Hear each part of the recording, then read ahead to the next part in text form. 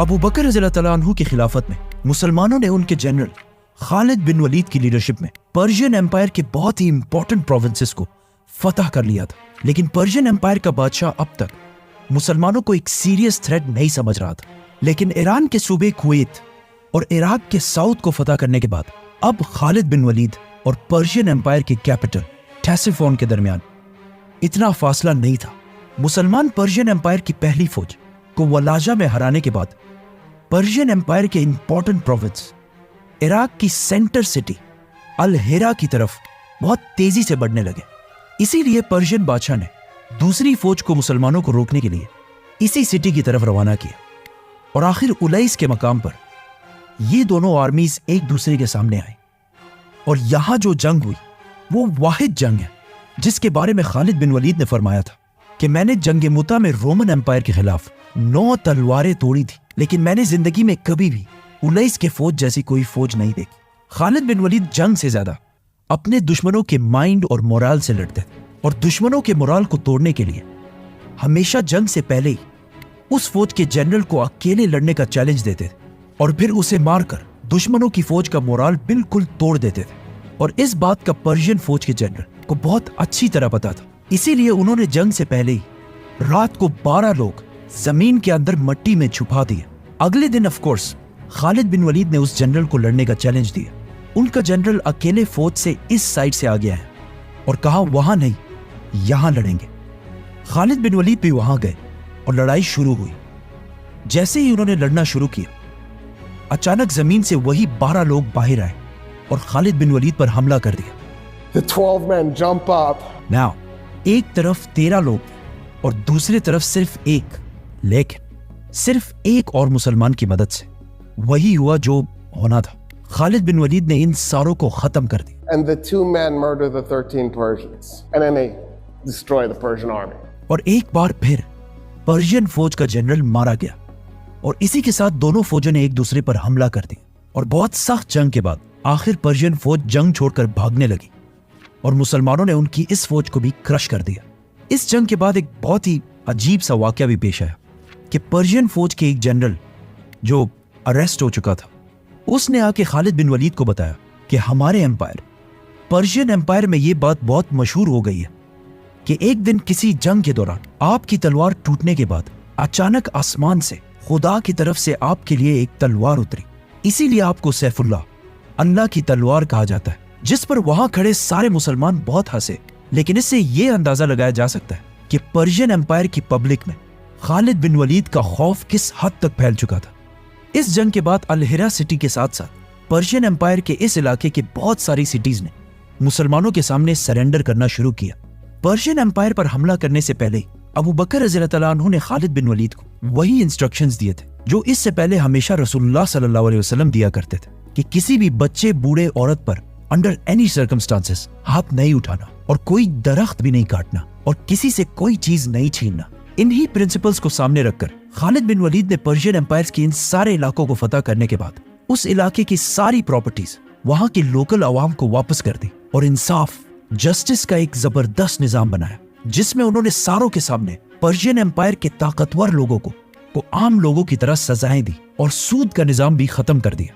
मतलब खालिद बिन वलीद जैसे ही किसी सिटी को फतह करते उस सिटी की इकोनॉमी खराब होने के बजाय और स्ट्रांग होने लगती थी। और खालिद बिन वलीद ने अपनी फौज को स्ट्रांग करने के लिए जो टैक्स जजिया यहाँ की आवाम पर लगाया वो उस टैक्स से बहुत कम था जो इससे पहले यहाँ की आवाम पर्शियन बादशाह को भेजा करती थी। ये सब देखकर पर्शियन आवाम बहुत हैरान थी। इसीलिए जो सिटीज इससे पहले मुसलमानों से आखिरी दम तक लड़ती थी आहिस्ता आहिस्ता सिर्फ थोड़ी सी लड़ाई के बाद मुसलमानों के सामने सरेंडर करने लगी और जजिया टैक्स खुशी से देने लगी। अब खिलाफत राशिदा पर्शियन एम्पायर से इस सारे इलाके को फतह कर चुकी थी। यहाँ तक मुसलमान साल 633 के जुलाई के महीने में पहुंचे थे और जुलाई से लेकर सितंबर तक अगले 3 महीने तक मुसलमानों और पर्शियंस के दरमियान कोई भी लड़ाई नहीं हुई क्योंकि खालिद बिन वलीद इन नए इलाकों में इस्लामिक लॉज कायम करने में बिजी थे और पर्शियन बादशाह दूर दराज से नई फौज जमा करने में बिजी थे। अब जब यहाँ पर्शियन एम्पायर में हालात थोड़े कंट्रोल होने लगे तो मदीना में मुसलमानों के खलीफा अबू बकर रज़ियल्लाहु तआला अन्हु ने सहाबा की एक हाई लेवल मीटिंग बुलाई जिसमें उमर, अली और उस्मान जैसे बड़े बड़े सहाबा मौजूद थे। लेकिन इस बार ये मीटिंग पर्शियन एम्पायर के बारे में नहीं बल्कि रोमन एम्पायर के बारे में थी कि कहीं रोमन एम्पायर इन हालात का फायदा उठाकर मुसलमानों पर हमला ना कर दे। इसीलिए इस मीटिंग में अबू बकर रज़ियल्लाहु अन्हु ने एक फैसला किया कि बहुत तेजी से मुसलमानों की एक नई फौज बनाई जाए ताकि इससे पहले कि रोमन एम्पायर मुसलमानों पर हमला करे हम उन पर हमला कर दें। सहाबा अबू बकर रज़ियल्लाहु अन्हु के इस मिशन को लेकर पूरे अरब में फैल गए और मुसलमानों के लिए एक नई फौज बनाने लगे, जिसके बाद कुछ ही अरसे में मदीना में वॉलंटियर्स की एक नई फौज बिल्कुल रेडी हो गई। लेकिन अबू बकर रज़ियल्लाहु अन्हु ने इस फौज को रोमन एम्पायर की तरफ जाने से पहले 4 ग्रुप्स में डिवाइड कर दिया, जिनके लीडर्स उन्होंने अम्र इब्न आस, अबू उबैदा, शुराबील और यजीद को बनाया। वो वाला यजीद नहीं, यजीद बिन अबू सुफियान। लेकिन इन फौजों को 4 ग्रुप्स में डिवाइड करने की जरूरत क्या थी? ये इसलिए क्योंकि रोमन्स की फौज मुसलमानों से बहुत ज्यादा थी और इनसे एक साथ लड़ना इम्पॉसिबल था। तो इन्हें इसलिए डिवाइड किया गया ताकि रोमन्स भी अपनी आर्मी को डिवाइड कर दें। मुसलमानों की ये चारों आर्मीज रोमन एम्पायर में इस तरह दाखिल हुई कि अगर इनमें से एक को भी कोई इमरजेंसी पेश आए तो बाकी सारे उसकी मदद के लिए फुल स्पीड पहुंच सके। इसी तरह ये फौज रोमन एम्पायर में आहिस्ता आहिस्ता आगे बढ़ने लगी। उधर पर्शियन एम्पायर में जहां पिछले 3 महीने से कोई लड़ाई नहीं हुई थी, उस टाइम को भी खालिद बिन वलीद ने वेस्ट करने के बजाय वो एक छोटी सी फौज इराक से लेकर वापस अरब की तरफ गए, जहां अब भी अबू बकर रज़ियल्लाहु अन्हु की खिलाफत के खिलाफ एक छोटा सा ग्रुप लड़ रहा था। तो खालिद बिन वलीद ने जाकर उन्हें खत्म कर दिया और फिर बहुत तेजी से वापस इराक की तरफ आए। जैसे ही पर्शियन बादशाह को पता चला कि खालिद बिन वलीद इराक को छोड़कर वापस अरब की तरफ चले गए, तो उन्होंने 25-25 हजार की 3 नए आर्मीज को तैयार करके मुसलमानों की तरफ रवाना किया। और सारे मुसलमानों को पता था कि इन तीनों आर्मीज को एक साथ हराना इम्पॉसिबल है। तो खालिद बिन वलीद ने अपने जनरल्स की एक मीटिंग बुलाई और अब जो प्लानिंग खालिद बिन वलीद ने की, इसी प्लानिंग की वजह से उन्हें दुनिया के सबसे बड़े जनरल्स में से एक माना जाता है। मीटिंग में मुसलमानों को पता चला कि इन तीनों फौजों को एक एक करके हराया नहीं जा सकता, क्योंकि जैसे ही मुसलमान उनकी तरफ रवाना होंगे, पर्शियंस की ये तीनों फौजें एक साथ मिलकर 75,000 की एक बहुत बड़ी फौज बना लेंगे। इसीलिए खालिद बिन वलीद और उनके जनरल्स ने अपने जासूसों की मदद से ये कैलकुलेट करना शुरू किया कि आज से 2 हफ्ते बाद ईरान की ये तीनों फौजें एग्जैक्टली कौन सी जगह पर होंगी। जिसके बाद खालिद बिन वलीद ने अपनी आर्मी को 3 ग्रुप्स में डिवाइड किया, जिनमें से एक को अपने पास रखा, दूसरे को काका बिन अम्र के पास और तीसरा अबू लैला के पास। इन तीनों जनरल्स के पास 5-5 हजार मुसलमानों की फौज थी। खालिद बिन वलीद ने बाकी 2 जनरल्स को ऑर्डर दिया कि आज से 2 हफ्ते बाद हम तीनों फौजें एग्जैक्टली इस टाइम पर और इस जगह पर इस इलाके में मिलेंगे और फिर एक साथ 3 साइड से हमला करेंगे। ये तीनों फौजें मेन रोड से तो ईरान की आर्मी की तरफ नहीं जा सकती, इसीलिए टाइम और जगह फिक्स करने के बाद ये तीनों फौजें इराक के मेन रास्तों को छोड़कर जुलाई के महीने में इराक के गर्म डेजर्ट की तरफ गई और हर एक की नजर से बिल्कुल गायब हो गई। जिसके बाद अगले 2 हफ्ते तक पूरे इराक में किसी को पता नहीं था कि मुसलमानों की फौज आखिर गए कहां। और अचानक 2 हफ्ते बाद उसी रात एग्जैक्ट उसी टाइम पर और एग्जैक्ट उसी लोकेशन पर खालिद बिन वलीद अपने 5,000 फौज के साथ खड़े थे। तो उन्होंने एक छोटी सी आग लगाकर सामने वाले पहाड़ की तरफ इशारा किया और दुआ की कि काश वो फौज भी एग्जैक्ट टाइम पर वहां पहुंच चुकी हो, क्योंकि अब यहाँ से वापस जाना इम्पॉसिबल था। और कुछ देर बाद काका बिन अम्र की दूसरी फौज ने भी आग जलाई और इसी तरह तीसरी फौज ने भी इशारा दिया, विच मीन्स बगैर किसी मोबाइल या किसी राब्ते के ये तीनों फौजें उसी एग्जैक्ट टाइम पर उसी जगह पर मौजूद थी। अब जब सारी आर्मीज प्लान के मुताबिक पहुंच चुकी थी, तो खालिद बिन वलीद ने हमले का हुक्म दिया। मुसलमानों की फौजों ने पर्शियंस पर 3 तरफ से हमला करके हजारों लोगों को बिल्कुल क्रश कर दिया और पर्शियंस की ये पहली फौज खत्म हो गई। लेकिन इतनी बड़ी फतह के बाद भी मुसलमानों ने सेलिब्रेट करने की बजाय दोबारा रात को मीटिंग बुलाई और अगेन ये कैलकुलेट करना शुरू किया कि पर्शियंस की दूसरी फौज आज से 3 दिन बाद एग्जैक्टली कौन सी जगह पर होगी। और ये कैलकुलेट करने के बाद मुसलमानों की तीनों फौजें इराक के डेजर्ट में बिल्कुल गायब हो गई। और 3 दिन बाद दोबारा खालिद बिन वलीद ने देखा कि मुसलमानों की तीनों फौजें एग्जैक्ट उसी टाइम पर उसी लोकेशन पर मौजूद है। जिसके बाद खालिद बिन वलीद ने तीनों फौजों को हमला करने का हुक्म दिया और फिर इस फौज के साथ भी वही हुआ जो होना था और इस तरह पर्शियंस की दूसरी फौज भी खत्म हो गई। और अगेन खालिद बिन वलीद ने जनरल्स की दोबारा मीटिंग बुलाई।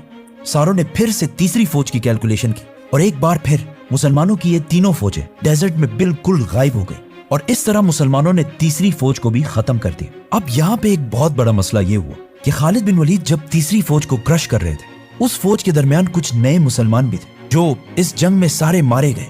इस बात की खबर जब मुसलमानों की कैपिटल मदीना पहुंची तो हजरत उमर रज़ियल्लाहु अन्हु खालिद बिन वलीद पर बहुत गुस्सा हुआ। लेकिन हजरत उमर रज़ियल्लाहु अन्हु के खलीफा बनने के बाद इस इंसिडेंट और कुछ और इंसिडेंट्स की वजह से खालिद बिन वलीद जैसे अजीम जनरल को उनकी पोजीशन से हटा दिया, जिसे हम एक्सप्लेन करेंगे, तो सब्सक्राइब। इन फौजों को खत्म करने के बाद मुसलमान सीधा फिराज की तरफ रवाना हुए। ये सिटी बहुत ही इंपॉर्टेंट थी क्योंकि ये दोनों सुपर पावर्स रोमन और पर्शियन एम्पायर के बिल्कुल सेंटर में बॉर्डर सिटी थी। और मसला ये था कि यहाँ पर पर्शियंस और रोमन्स दोनों की बहुत बड़ी फौज आबाद थी। ये उसी तरह का इलाका था जिस तरह आज पाकिस्तान और इंडिया के दरमियान वाघा बॉर्डर है।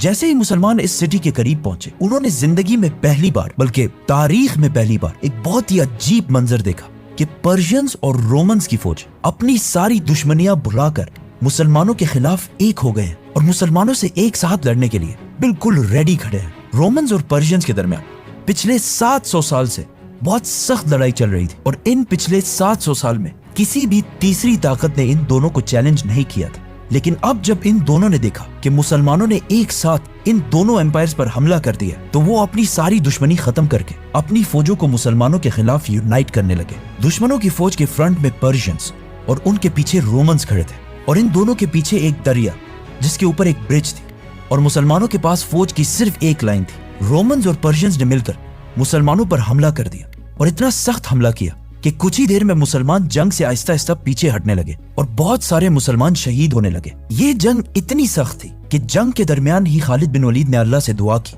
ए अल्लाह, अगर आज तूने मुसलमानों को फतह दे दी तो मैं किसी भी और जंग से पहले मक्का जाकर हज करूंगा, क्योंकि ये जंग ऐसी हालत तक पहुंच चुकी थी कि यहाँ से निकलना इम्पॉसिबल था। और इसी के साथ जीत की एक आखिरी अटेम्प्ट करने के लिए खालिद बिन वलीद ने अपने साथ वाले घोड़ों को जंग से दूर जाने का हुक्म दिया और कहा कि जंग से पहले बहुत दूर जाकर वापस पलटो और फिर डायरेक्ट हमला मत करना, बल्कि पहले दूर जाकर उस ब्रिज तक पहुंचो जो रोमन्स के पीछे थी और फिर वहां से दोबारा इस तरीके से रोमन्स पर पीछे से हमला करना कि रोमन्स और पर्शियंस को लगे कि पीछे से मुसलमानों की एक बहुत बड़ी फौज पहुंच चुकी है। जैसे इस फौज ने पीछे से रोमन्स पर हमला किया तो रोमन्स जंग छोड़कर हर तरफ भागने लगे, क्योंकि खालिद बिन वलीद ने इससे पहले ही फरमाया था कि पर्शियंस के मुकाबले रोमन्स काफी कमजोर लोग हैं। जब रोमन्स जंग छोड़कर हर तरफ भागने लगे तो पर्शियंस का भी सारा हौसला टूट गया और वो भी जंग छोड़कर भागने लगे और इस तरह अल्लाह ने खालिद बिन वलीद की दुआ कबूल कर ली और मुसलमान जंग जीत गए। लेकिन अब खालिद बिन वलीद को भी अपना वादा पूरा करना था, इसीलिए उन्होंने अपनी फौज को इस सिटी से वापस अल हिरा सिटी की तरफ जाने का हुक्म दिया और खुद इस फौज के बिल्कुल पीछे चलने लगे। जैसे ही ये फौज थोड़ी आगे चली गई, खालिद बिन वलीद बगैर किसी को बताए सिर्फ कुछ और साथियों के साथ इराक के डेजर्ट की तरफ से फुल स्पीड मक्का की तरफ जाने लगे, क्योंकि ये दिन बिल्कुल हज के दिन थे। रास्ते में खालिद बिन वलीद बहुत ही कम आराम और बहुत ही कम खाने के साथ फुल स्पीड मक्का पहुंचे और मक्का पहुंचते ही अपना चेहरा छुपाकर हज करके वापस घोड़े पर चढ़े और सीधा वापस इराक की तरफ चलने लगे। जैसे ही वो वापस इराक पहुंचे, उन्होंने देखा कि मुसलमानों की फौज अब उस सिटी पहुंच रही है और इस तरह बगैर किसी को पता चले खालिद बिन वलीद ने अपना वादा भी पूरा कर लिया। लेकिन अबू बकर रज़ियल्लाहु तआला अन्हु की इंटेलिजेंस एजेंसी बहुत ही ज्यादा स्ट्रांग थी और उन्हें कुछ ही दिनों में खालिद बिन वलीद के सीक्रेट हज का पता चल गया और उन्होंने खालिद बिन वलीद को लेटर भेजा कि बगैर पूछे आइंदा ऐसा कभी भी नहीं करना। अब मुसलमानों की इस एम्पायर खिलाफत राशिदा के बॉर्डर्स बहुत फैल चुके थे और एक साथ मुसलमान दो बड़े सुपर पावर्स के साथ लड़ रहे थे और ये सारी प्लानिंग मदीना जैसी एक छोटी सी सिटी से हो रही थी। इन सारे जंगों की प्लानिंग मदीना में बैठे बड़े बड़े सहाबा कर रहे थे। मदीना में अबू बकर रज़ियल्लाहु तआला अन्हु ने देखा कि पर्शियन एम्पायर में तो खालिद बिन वलीद जैसे जनरल की वजह से सब कुछ अंडर कंट्रोल है, लेकिन इससे बहुत दूर रोमन एम्पायर मुसलमानों की फौजों को बहुत मुश्किल पेश आ रही। इसीलिए उन्होंने खालिद बिन वलीद की तरफ एक लेटर भेजा जिसमें उन्होंने खालिद बिन वलीद को ऑर्डर दिया पर्शियन एम्पायर में अपनी सारी एक्टिविटीज खत्म करके अब रोमन एम्पायर की तरफ जाओ, क्योंकि अब बारी रोमन एम्पायर की। सब्सक्राइब।